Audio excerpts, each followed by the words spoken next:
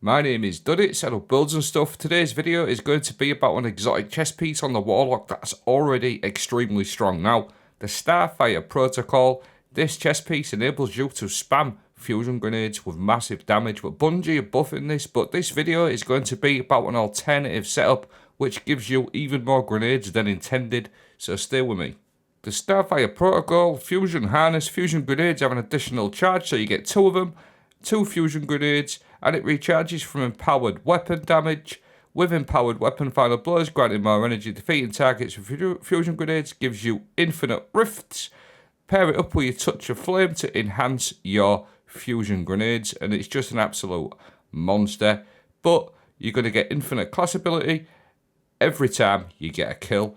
Now, Starfire Protocol, Bungie in the latest tweet announced that it's also going to get buffed. Starfire Protocol, the exotic trait, is now going to activate on radiant damage. It increases fusion grenade energy from 2.5 to 5%, and you reduced fusion grenade energy gain from final blows to 15%. So a slight nerf there, but overall a huge buff. But the Starfire is going to activate on radiant damage. So basically, whenever you're stood in an empowering rift right now, this is going to increase your weapon damage, and it also gives you grenade recharge rate. But there is actually a better way that you can actually get more grenade energy, which I'll show you.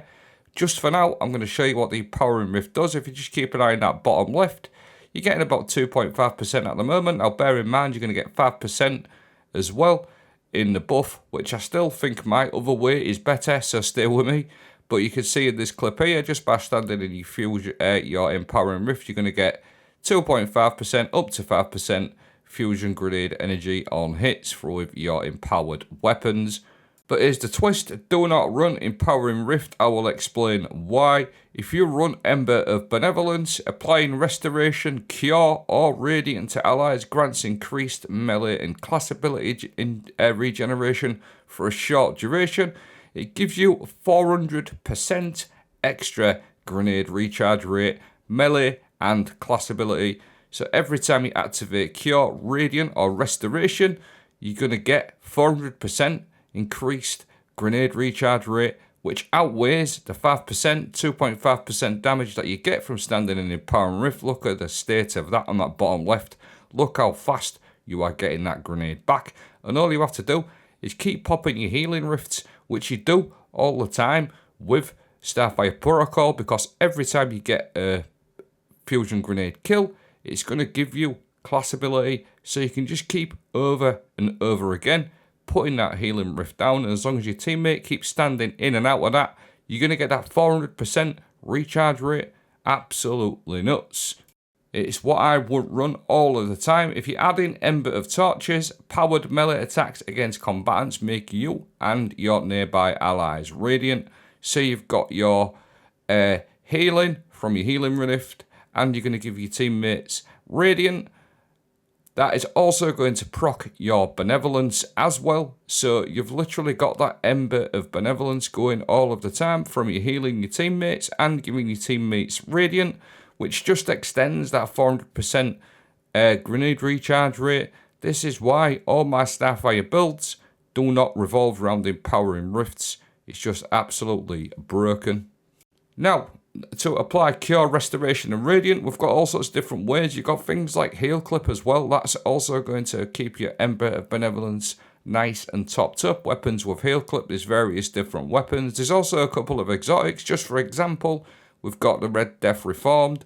That's going to apply cure for you and your nearby allies. And then the Catalyst, if you've got that one done, that also leaves a little remnant behind. So that's just a way you can infinitely keep your Ember of Benevolence going with everything else that you've seen. So basically, a quick roundup: put your your healing rift down, not your empowering rift, your healing rift. That'll proc your benevolence. Ember of Torches via your melee will also keep that. You've got your cure and everything else going on. Now, this is where the buff comes into play, as well as your healing rift benevolence. You're also going to get that Starfire Protocol buff now activates on radiant damage. So you're also going to be radiant, so you're also even going to get even more grenade damage as well, grenade recharge rate as well from being radiant. So the healing rift and being able to get yourself and your teammates Radiant is just going to be absolutely fantastic next season. It's just really, really good. And for things like GMs or master stuff, you don't really want to be running Empowering Rift anyways. Get that Healing Rift down, keep you and your teammates nice and healed, just like so. Keep that Ember of Benevolence going. Now, without obviously having to state the obvious, but Well of Radiance is obviously a super that you're going to be using with your Starfire, probably. This also applies Radiant and keeps the Ember of Benevolence going as it heals. So you've obviously got everything else that you've seen going on. If you want to add some heal clip weapons in there as well, even like the exotic glaive on the Warlock, that also provides a little remnants of healing.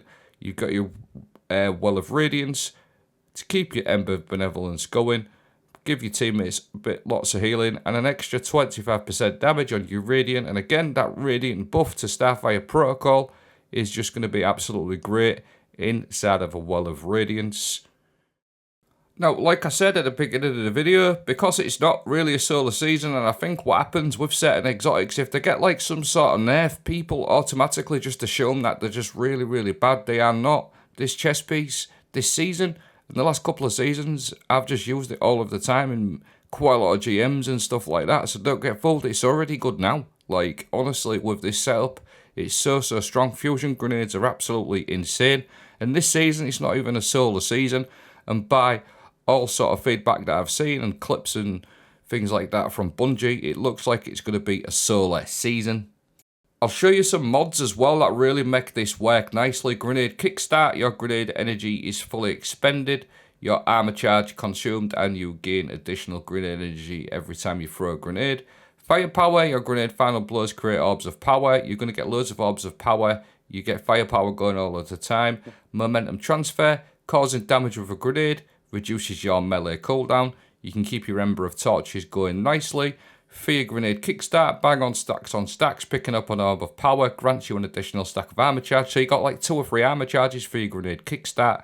Innovation, reduces grenade cooldown each time you pick up an orb of power. It's just an all-round magic combination, and because we're getting our rifts back all of the time via our fusion grenade kills, Powerful Attraction automatically collects nearby orbs of power when you activate your class ability.